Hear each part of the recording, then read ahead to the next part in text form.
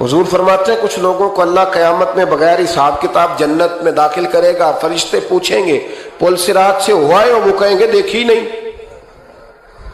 میزان عمل کھلوائے، وہ کہیں گے دیکھا ہی نہیں، کیسے آ گئے؟ تو کہیں گے خدا کے فضل سے آ گئے۔ فرشتے پوچھیں گے تمہارا عمل کیا تھا؟ وہ کہیں گے کچھ بھی نہیں، عام لوگوں کی طرح نماز پڑھتے تھے، روزہ رکھتے تھے، حج فرض ہوا تو کیا، زکوٰۃ اگر ہمارے اوپر لاگو ہوئی تو دی، عام روٹین کے معاملات۔ تو فرمائے اتنی بڑی فضیلت کے بغیر حساب کتاب جنت، کوئی تو وجہ ہوگی۔ تو بندے عرض کریں گے وجہ ایک ہی تھی کہ رب جو ہمارے حق میں فیصلہ کرتا تھا ہم اس پر راضی ہو جایا کرتے۔ علامہ اقبال نے ایک بات لکھی ہے، اقبال کہتے ہیں جب میں لندن میں وکالت کرتا تھا تو ایک خاتون تھی، لیڈی بارنس اس کا نام تھا، چھوٹے موٹے مقدمات لے کے وہ میرے پاس آتی تھی۔ بی بی ایک ہوٹل چلایا کرتی تھی، اس کا خامند جو تھا وہ فوج میں ملازم تھا۔ اقبال نے خود لکھا ہے، اقبال فرماتے ہیں کہ ایک دن وہ خاتون پھر کسی کیس کے سلسلے میں میرے پاس آئی، تو جب وہ آئی تو اس نے نقاب اوڑھا ہوا تھا، برقع کیا ہوا تھا۔ تو چونکہ اس نے نقاب اوڑھا تھا، مسلمانوں کی نشانی تھی۔ نقاب اوڑھنا کن کی نشانی ہے؟ اللہ آپ کو خوش رکھے۔ تو کہتے وہ نشانی چونکہ اہل اسلام کی تھی تو مجھے تجسس ہوا۔ میں نے کہا لیڈی خیریت ہے؟ میم صاحبہ یہ برقع پہنا ہوا ہے؟ تو کہنے لگی ہنس کے اقبال مجھے پکا یقین تھا کہ آپ ضرور پوچھیں گے۔ تو میں نے کہا اچھا تو یہ برقع؟ تو کہنے لگی الحمدللہ میں مسلمان ہو گئی۔ تو میں نے فوراً کہا کہ آپ کا شوہر تو فوج میں ملازم ہے، فوجی کے لیے بدلنا اور پھر ملکی قانون اور یہ چیزیں۔ تو کہنے لگی اس نے مجھے کیا کہنا تھا، وہ خود کلمہ پڑھ گیا۔ تو کہتی ہیں میں اور متجسس ہوا، وہ کیس کی بات کرتی تو میرا تجسس بڑھ گیا۔ میں نے کہا تو کیس چھوڑ یہ بتا کلمہ کیسے پڑھا؟ تو کہنے لگی اقبال اصل بات یہ ہے کہ میں نا بے اولاد تھی، خاوند بھی بڑے اچھے پیسے کماتا، میں خود بھی ہوٹل چلاتی، پر ڈپریشن اور ٹینشن اور بلا وجہ کی پریشانیاں جان نہیں چھوڑ۔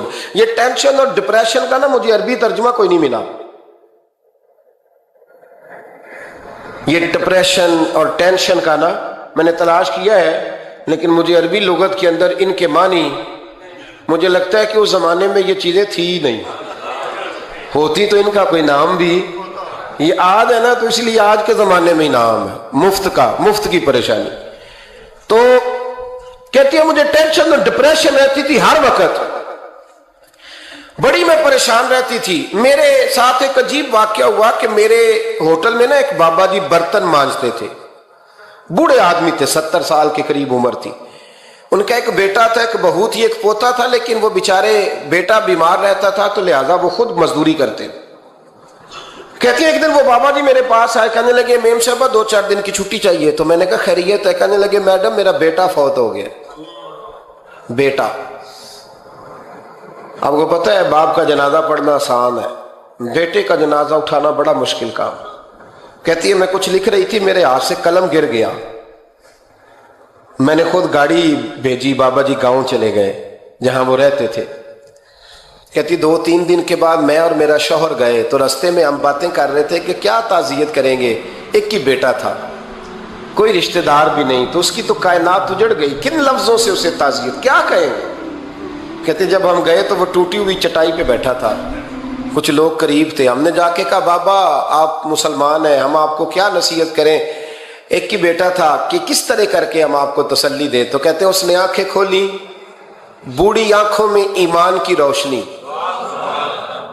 کہنے لگا بی بی کیا تعزیت کی بات کرتی ہو، میں نے کوئی پیسے جمع کرا کے بیٹا لیا تھا، خدا نے فضل سے دیا تھا، عدل سے لے گیا ہے، میں اپنے رب کے فیصلے میں بڑا راضی ہوں، اللہ بڑا کریم ہے، وہ لے گیا، اس کا مال تھا۔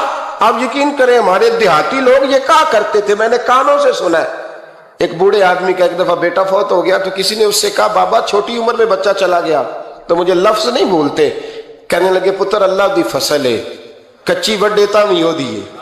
سنے آپ نے بھی کبھی یہ فکرہ، کچی وڈے تے پکی لے جائے تے تامی ہے جو ہو دی، تو جب اس کا جی چاہا وہ لے گیا۔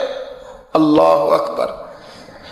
وہ خاتون کہتی ہے کہ وہ بابا جی سے میں نے کہا کہ چلو آپ 1 مہینے کی چھٹی کر لے، تو کہنے لگا نہیں میڈم میں مسلمان ہوں، مفت کی روٹی نہیں کھاتا، مزدوری کر کے کھاتا ہوں، میں انشاءاللہ 2-3 دن کے بعد کام پہ آ جاؤں گا۔ कहते हैं वो चंद दिनों के बाद आ गया। अल्लाह की कुदरत के अभी 2-3 माह गुजरे थे, फिर आया।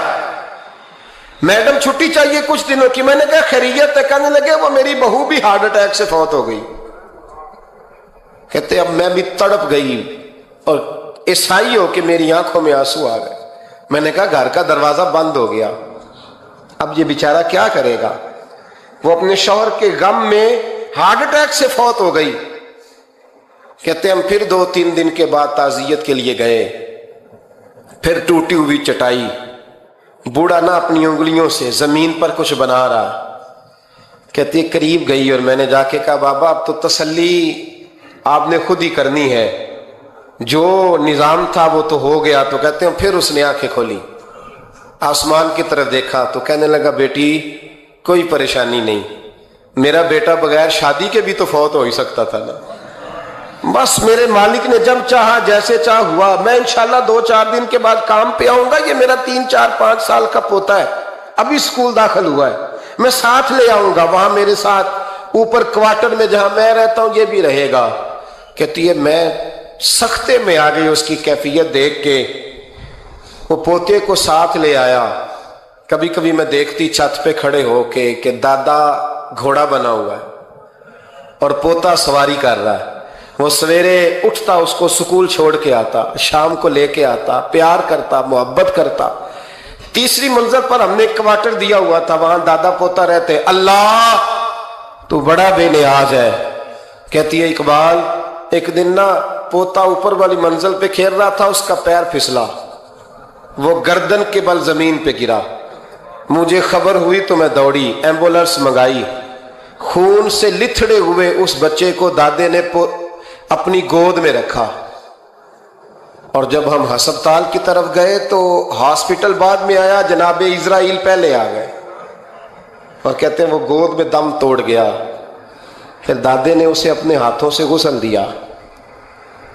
फिर उसने अपने बूढ़े हाथों से कब्र खोदी और फिर मिट्टी डाल के कहने लगा इन्ना लिल्लाहि व इन्ना इलैहि राजिऊन। जे सोना ही मेरे दुख विच राजी, जे सोना ही मेरे दुख विच राजी। फिर सुख नु चुल्ले डावा।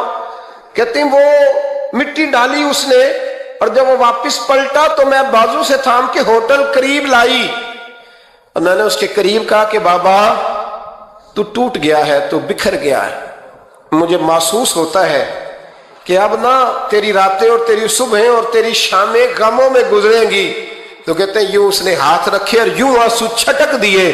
कहने लगा मैडम क्यों क्यों, मेरे अंदर कोई अकीदा नहीं, मैं कोई लवारस हूं, मेरा कोई रब नहीं, मैं क्यों परेशान रहूंगा, मैं तो पका हुआ फालू, थोड़े दिन गुजरेंगे कब्र में जाऊंगा और जब जन्नत में जाऊंगा तो अल्लाह मेरी बेटे से भी मुलाकात कराएगा, मेरे पोते से भी मुलाकात कराएगा, मेरा रब सारी मुलाकातें करा देगा। मैं अपने अल्लाह की रजा पे बड़ा राजी हूं। वो खातून कहती है मेरा और मेरे शौहर का कलेजा फटने लगा। मैंने कहा बाबा ये जज्बा कहां से मिलता है, ये सुकून कहां से आता है, ये कैफियत कैसे मिलती है। मुझे कहने लगा तूने लेनी है। मैंने कहा तो कहने लगा तू भी गुंबद खजरा वाले नबी का कलमा पढ़ जा, तू भी रसूलुल्लाह का कलमा पढ़ जा।